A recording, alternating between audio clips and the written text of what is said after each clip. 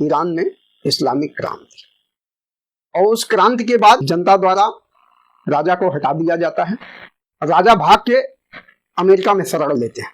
यहां से जो लोगों का गुस्सा होता है अमेरिका के प्रति और तेजी से बढ़ जाता है। राजा करप्शन किया और अमेरिका भागा।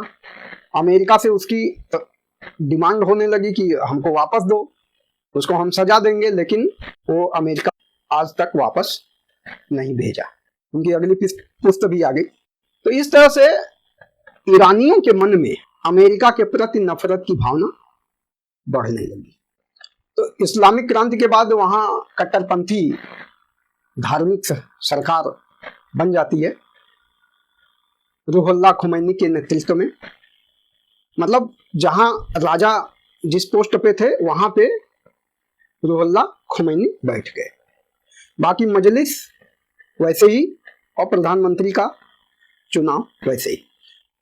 अब क्या होता है, 1980 में इराक ईरान पे अटैक कर लेता है।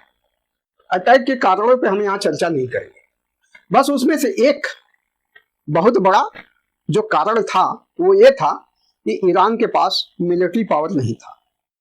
ना तो उसके पास बहुत एडवांस फाइटर जेट थे, ना तो एडवांस हथियार थे, ना ही मिलिट्री पावर ज्यादा थी। इसका फायदा इराक, सद्दाम हुसैन उस समय राष्ट्रपति चुने गए थे।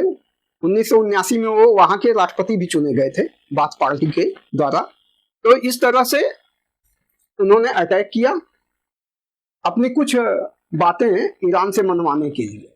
दोनों के बीच काफी भीषण जंग हुआ। शुरू में लगा 2 साल की बस जंग रुक जाएगी, लेकिन मिलिट्री के न रहते हुए भी, सेना में उतने पावरफुल न रहते हुए भी ईरान इराक से लड़ने के लिए दृढ़ हो गया, जिसके कारण ये युद्ध 1988 मतलब 8 साल तक चला।